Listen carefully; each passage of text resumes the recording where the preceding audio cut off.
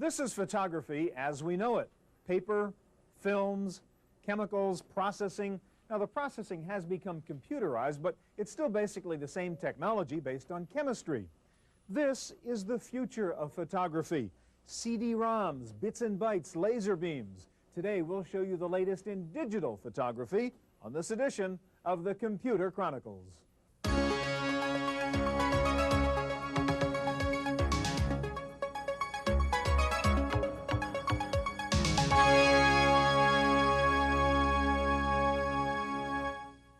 Welcome to the Computer Chronicles. I'm Stewart Cheifet, and with me today is Anthony Aziz.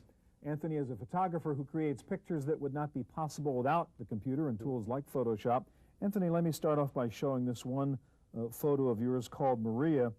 And as you can see, this is a kind of jolting image when you first look at it. Let me ask you, before we get to the computer, what are you trying to say with this kind of photographic art, Anthony? Well, very basically, what I'm interested in doing is to create a series of images that will somehow express the relationship between humanity and technology and how we become more detached from each other and we're relying more on machines as we get more involved with this. And ironically, we're relying on the machine to tell this very story, right? Exactly. All right, let's go to Photoshop over here, and this is the image of Maria on the computer. Go back to the original photograph before you did the Photoshop work on it.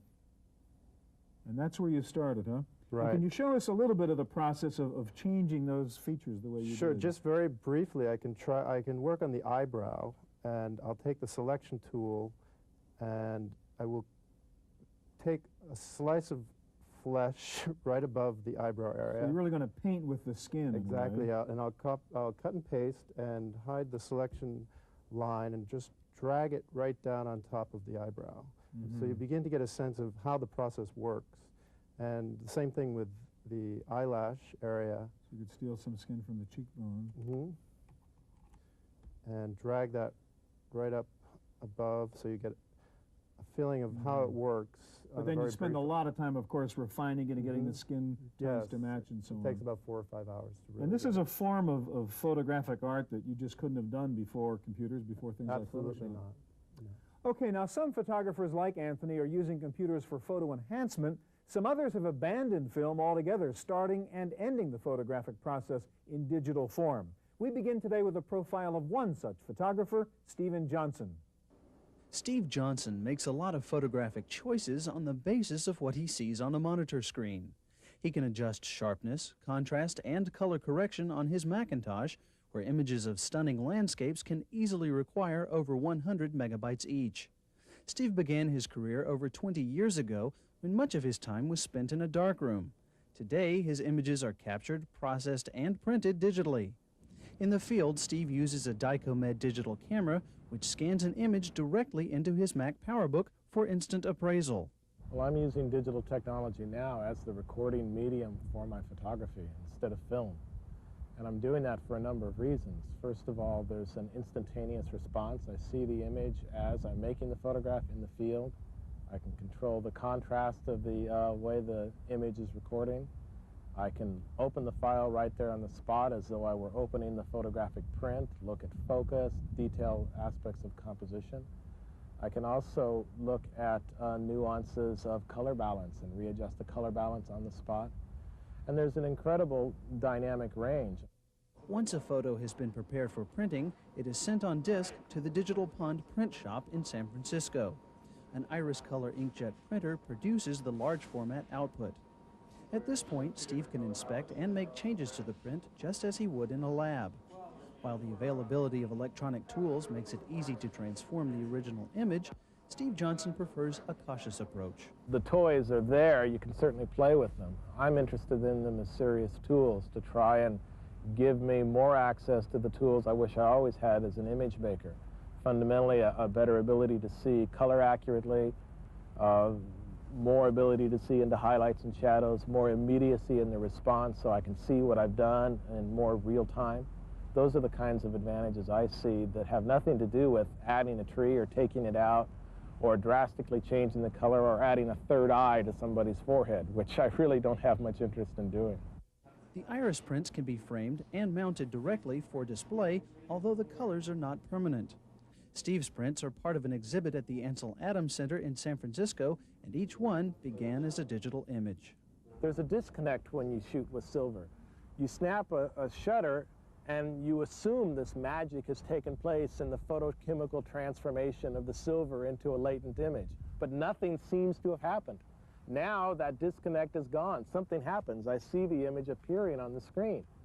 It's the way photography always should have been, and that's what's exciting. For the Computer Chronicles, I'm Giles Bateman. If you use a regular film camera for your photography, you have to find a way to get your photos into your computer if you want to do digital enhancement.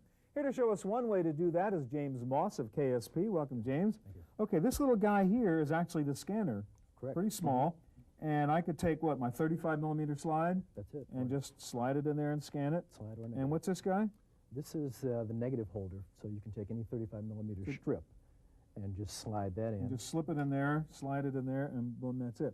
Okay, we're not going to waste time actually scanning, but you've already pre-scanned something, and show us now how we can manipulate the images once we scan them in using CoolScan. Okay, you have plenty of controls here, not only choosing what film type you have, but you can set your width or height and lock that in if you need to.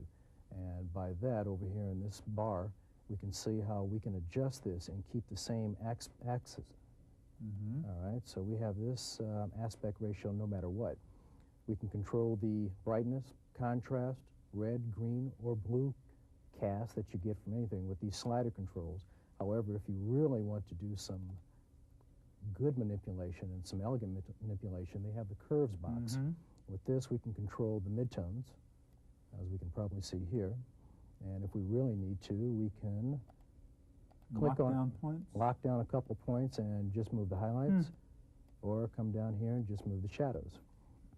And to really do a good job here, the CoolScan will allow you to choose your endpoints for highlights and for shadows. When you say choose your endpoints, now what does that mean? Okay. What endpoints will do for you, it's telling the scanner what parameters you want to work within. Okay. If you have too much in the way of highlights, you're going to blow out some details. If you have too much in the way of shadows, they're going to be details you're just not going to see.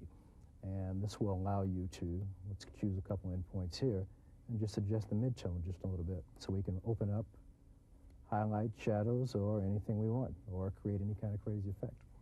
All right, so really with CoolScan, you really have this software that lets you process these. These are actually previews of the scan before you'd actually go out and do something with it? Exactly. This is at 72 DPI. It's a proxy, if you will, of what the final image is going to be. And how high resolution can you actually get with this? You can make a 2700 DPI file with this, and that will, for most of us, that comes out to about a 25 megabyte file that you'll actually be scanning with. And how much does CoolScan sell for? These sell for under $2,000. We have them for $17.99 right now. Pretty cool. Okay, thank you very much. All right, thank you. All right, let's move over here. All right, now if you want to do the total digital thing, you need a digital camera. Here to show us Apple's new QuickTake digital camera is Dan Alberg. And I guess also you've got to manage the photos once you put them in there. We'll get to the software in a second. This is the QuickTake 100. Just give us a little guided tour through that one, Dan. Well, it's pretty much like an Instamatic camera. Simple lens, look through the viewfinder, point and click, and it will take your picture. Okay, and how do you connect it into the computer? You connect a serial cable through the side here into your computer, and then from the software such as PhotoFlash, you can then control the camera to automatically download all of the photos onto your computer. So the computer kind of sees this as just another drive? Exactly. You can mount it actually as a drive on the desktop, or you can just control it directly. Okay, so you take your photos, you put them into the computer. Now let's talk about the software, and that's PhotoFlash. Yes. This is 2.0, I guess we're looking at. That is correct. And first of all, the task is to manage, I guess, and catalog all that stuff, all the photos you put in there, which is not easy because they're not words. How do you manage photos? You manage photos in catalogs that contain thumbnails or preview small images of the various photos. And we have a catalog open here. Once you've gathered catalogs of your various photos, you need to do things such as finding photos appropriate for your particular task at hand. One of those might be looking for images similar to a photo that you've selected. So we have a search for similar image capability that we can actually go through, look through catalogs, and bring up images that resemble an image that we've selected. Now how's it doing that? How does it know what a sunset is or what a skyscape is? It's essentially visually looking at the preview thumbnail and comparing that to the other thumbnails in the catalog. It's literally saying, find me pictures that have the same visual characteristics Correct. as this picture. Okay, so we've now created our catalog of sunsets, or whatever we call this category. You can go in now and actually do regular enhancement work using the Photo Flash software? Correct. Once you found the photo that you want, you just double-click on it, and it will open up the photo. If that's from a photo CD not currently available, it'll ask you to insert that CD. Okay. So there's a photo which is not a great photo, so we can now use the digital enhancement to make it a better photo. Correct. First thing we may do is we may need to straighten that photograph because it or the subject matter is crooked in the photo. So we have line it up along those. Use our crosshairs to line it up to something we know to be horizontal or vertical, and it will straighten that. Okay. We can now select the part of the photo that we want to keep and use our cropping tool to then crop away what we don't want. Mm-hmm. Now, often when you're taking pictures, you'll have problems that you'll have dust and scratches or other artifacts. So we can go in, actually select an area. We have a hair in the photo.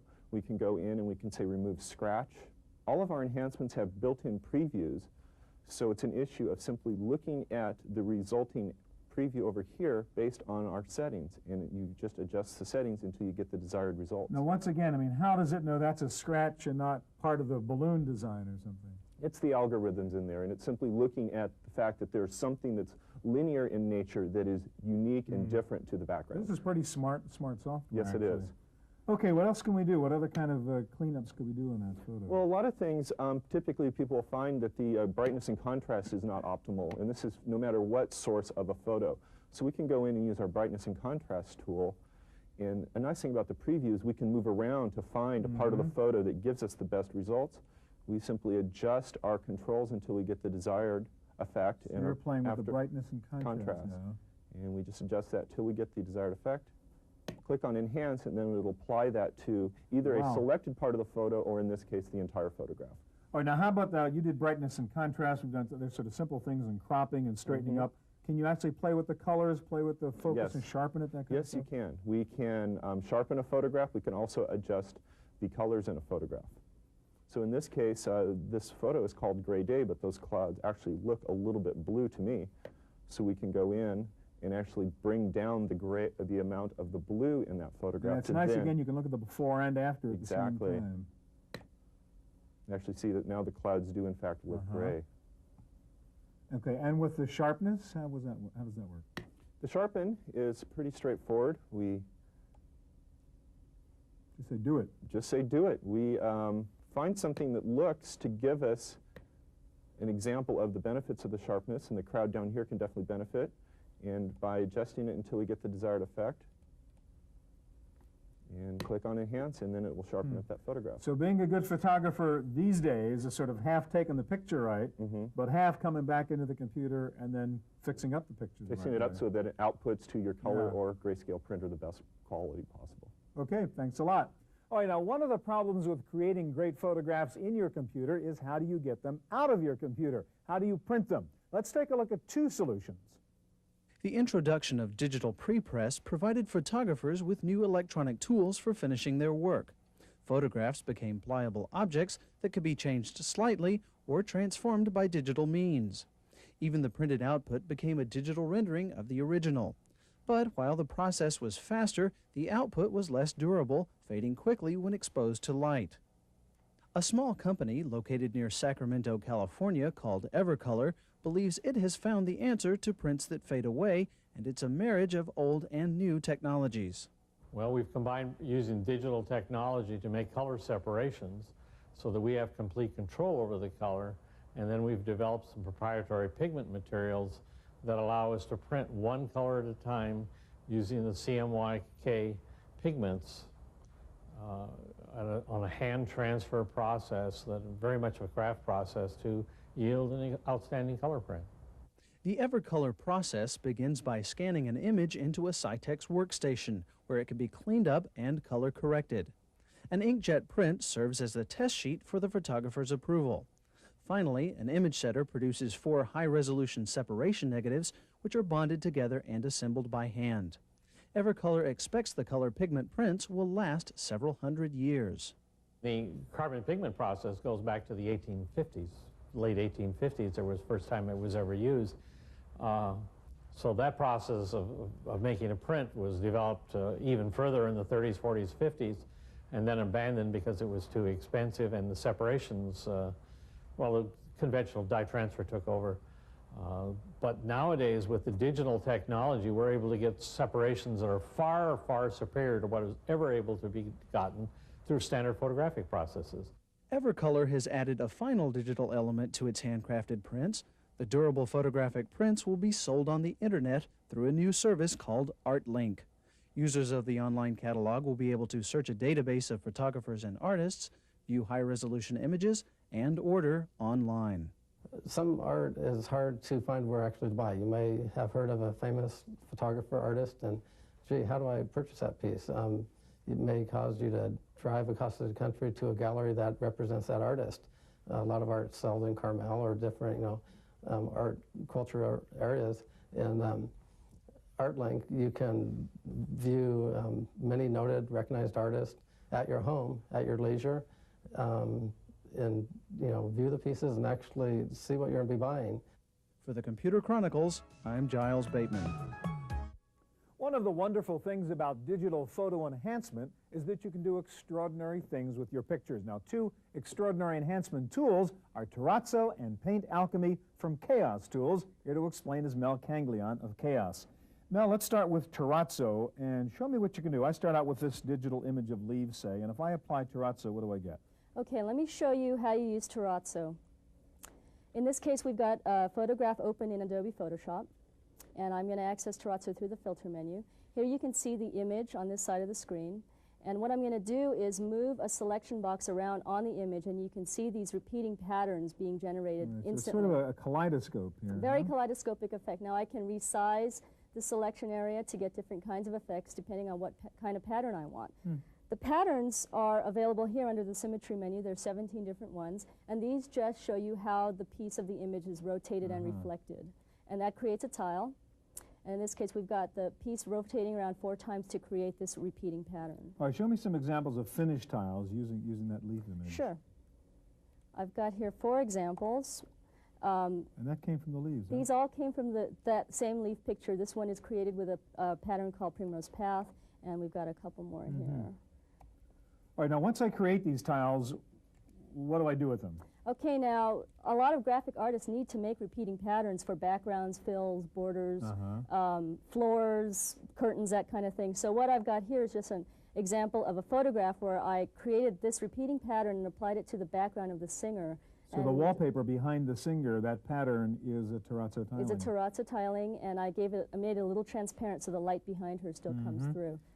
Okay, and then I could apply that same tiling to 3D objects. Absolutely. If you do 3D modeling and you need to do some texture maps, Terrazzo is perfect for that because the tiles are perfectly repeating. So here I've applied tiles to the base of the lamp and the lampshade. All right, let's turn to Paint Alchemy, if I can ask you to get that one going. And show me what toys are in there. What can I do with that? Okay, Paint Alchemy is a brushing engine, so it allows you to apply painting effects to an image, whether those be impressionistic or expressionistic, Van Gogh, different kinds of painting effects to an image. Okay, a brushing engine. Now show me That's right. So this is the image we start with, a photo of an eye. This is a photograph of an eye, and I just want to show you some examples of how this eye can be treated with Paint Alchemy, all very different. This is a very soft, dreamy-looking painterly effect.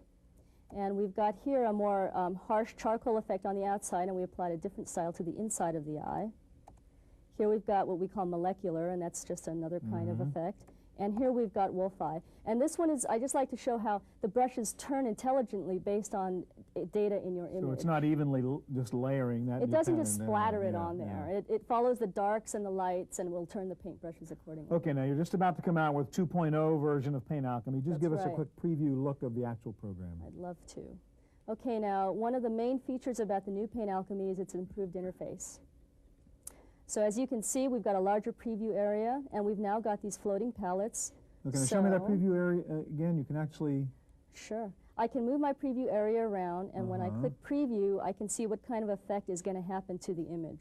Okay, and there are your brushes on the left and the different palettes you can draw That's from. right. I've got all these different ways to control the brushes, how opaque they are, what size they are, and those can vary based on data in the image. Okay, now as an example, here's the angle palette. And in this case, I've got the brushes set up to make a radial distribution going from a center point in the image. Yeah. Okay, the new Paint Alchemy coming out soon. Thank you very much. Thank you. Okay, now Adobe Photoshop has been the kind of de facto standard for computer photo enhancement, but new programs are coming out on the market that provide very similar functionality. One of them is Picture Window from Digital Light and Color, and joining me here is the company's president, Jonathan Sachs. Hi, Jonathan.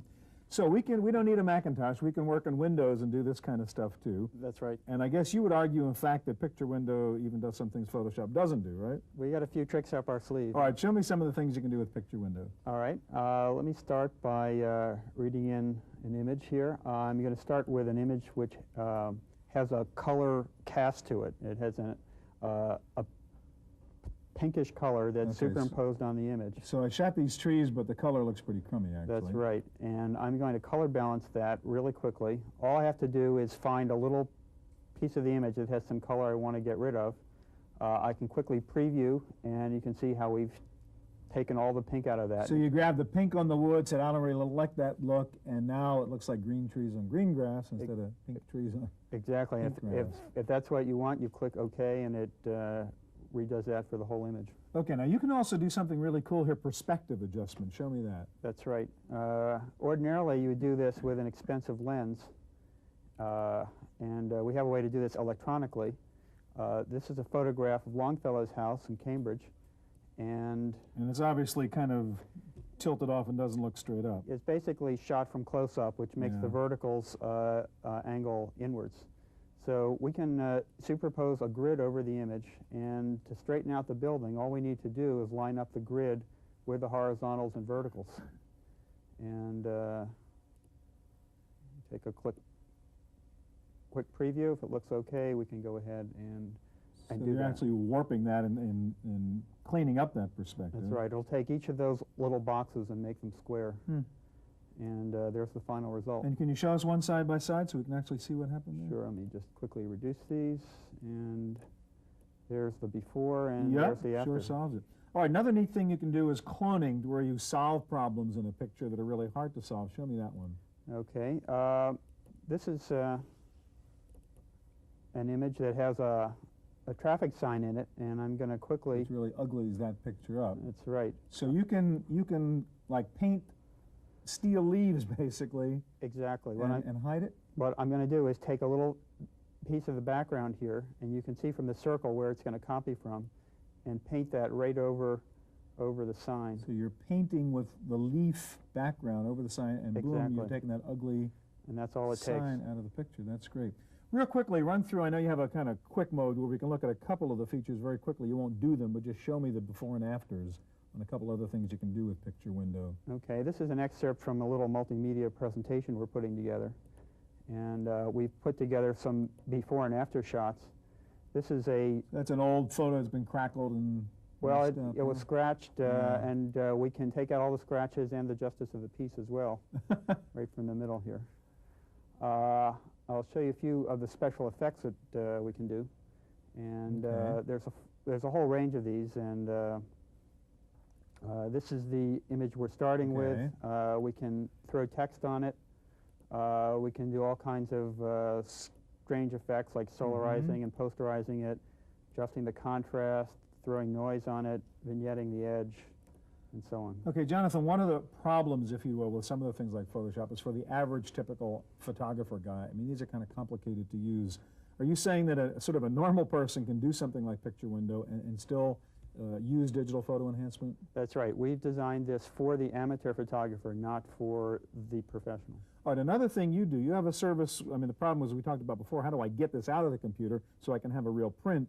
How do I do that with Picture Window? Exactly. We have an ordering feature. You can order prints right from within the software. They get copied onto floppy disk, which you mail to us, and we send back really high-quality prints. All right, Jonathan, thank you very much. That's our look at digital photography. Remember, you can talk to us online on the Computers on Television forum on CompuServe. The command is Go Chronicles. We're always interested in hearing from you. Thanks for joining us. I'm Stewart Cheifet. We'll see you here next time on the Computer Chronicles.